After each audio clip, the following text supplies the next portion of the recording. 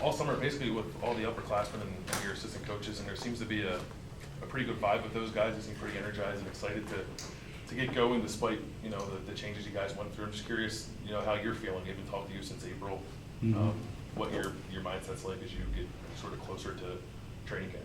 Well, I'm very excited with where we are at this particular juncture of the season. I mean, guys are finishing up finals. Most guys are done. Got a couple guys that are doing something today. But I think from what we set out to do in terms of starting back on June 7th or whatever it was, just really trying to reestablish the culture in our program. I think from the standpoint of getting back to the basics in terms of how we do things on a daily basis, and guys being completely accountable for everything that they have to do on and off the court.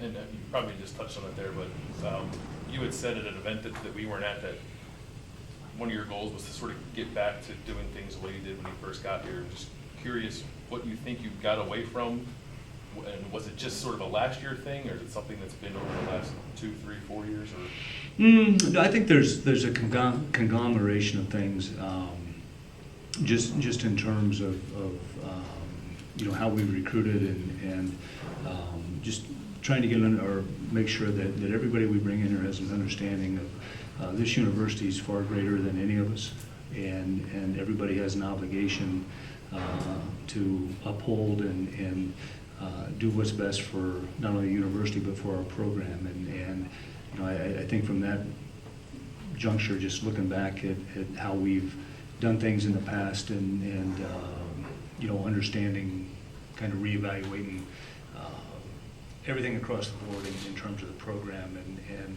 like I said, I like the changes that we've made. What specifically then this summer were you hoping to accomplish with the time that you had with the guys, and both on and off the court, like you said? What were your goals for this summer? Well, I think the first thing we wanted to do on the court was build our offensive concepts and teaching guys how to play basketball. And as we try to explain to them, we'll have 75 actions in, and percentage says they're not going to work all the time. What do we do after that? And I think those are things that we've sat down as a staff and said, hey, because a lot of the core of the team is back, and just trying to further along our basketball knowledge in terms of understanding is something that has been very, very important this summer of sort of teaching guys how to play. Now, doing the skill work, all those things is very important to us. When you talk about having the culture, or you talk about having the core group of guys back, and you talk about working on improving the culture and growing the culture, is that a challenge?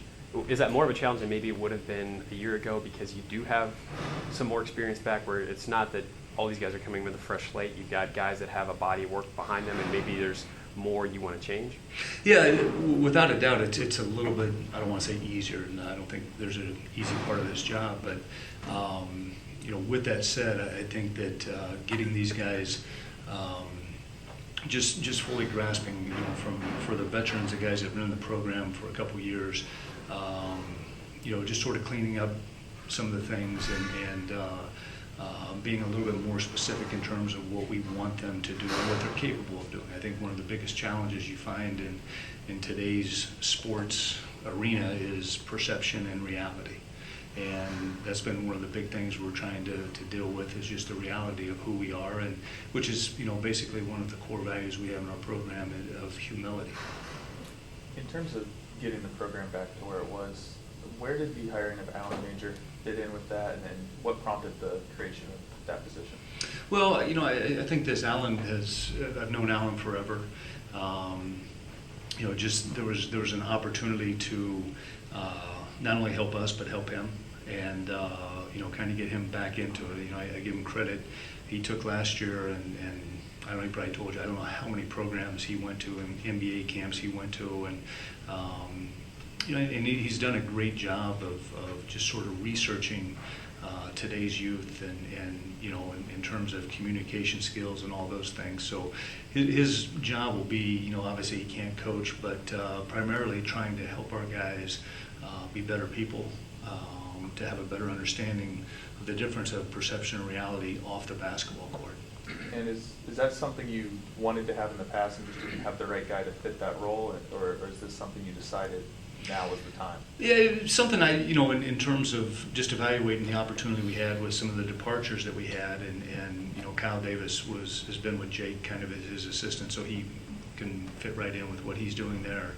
And it was saying, hey, what do we probably need the most? I mean, I got great confidence in the staff we have in terms of basketball, but there's, as we say, we maybe on average get our guys for 3 hours a day. That leaves 21 hours a day. We need guys that can do the right thing and function and take care of things the other 21 hours of the day. Coach, I'll ask, you lost 4/5 of that freshman class. They're gone. It creates a little bit of a crater there in terms of your roster management.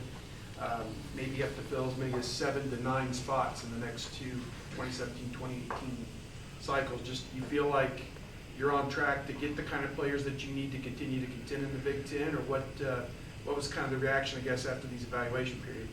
Well, I think from the standpoint, you look at this year's team, Steve, we've only got one senior again. And, will we ever carry 13 guys on scholarship? I'm not sure about that. I think that, I love the position we're in recruiting in terms of the future, the guys that we're recruiting, the guys that we have committed, those types of things.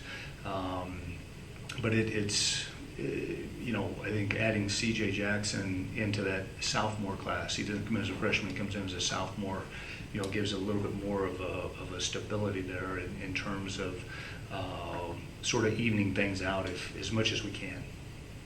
Sort of piggybacking off Steve's question, last year we talked about the youth of the team, and obviously guys that are back are a year older, but you have a group of freshmen that you now have to integrate again, similar to last year.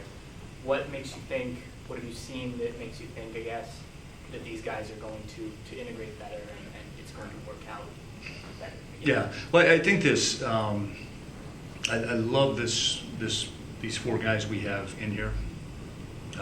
Been very, very, I don't want to say surprised because we knew what type of kids they were, but been very pleased with the progress that they're making, both on the court and off the court. I think, you've got a group of guys that are definitely here in terms for the right reason, have an understanding and appreciation, and with that said, I got great confidence those guys are going to be able to be contributors this year.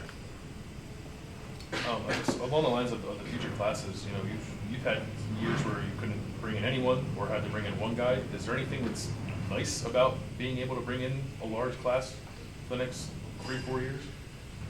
Well, as long as it's the right guys, it's real nice. But I think with that said, that's something that really recruiting sometimes is like a jigsaw puzzle, and you've got to get the right pieces to fit the puzzle. But by the same token, we've been hurt with early departures, not so much the transfers. The transfers don't bother me that much. But I think from the early departures that we've had a hard time being real specific to say we need exactly this. I think we're sort of getting back to that the best that we can. But by the same token, we've always liked kind of multi-dimensional players and guys that can play several positions for us. You talked about working on the offense this summer, and that's obviously been a priority. How much has Chris Gent helped with that, and is he sort of your offensive assistant coach, or how have you guys decided to break up those roles? Yeah, Chris has done a lot with that, just in terms of the concepts. He looked at a lot of tape in the spring and had a lot of questions why we were doing this, why we're doing that, and but I think when we get started back in September, that he'll have a heavy hand. Greg has sort of been on the offense side of the ball, but we'll see how that sort of all shakes out. But I love the just sort of the knowledge. We play checkers in college, they play chess in the NBA. There's no question about that, and I think Chris can add a lot to it. I think we've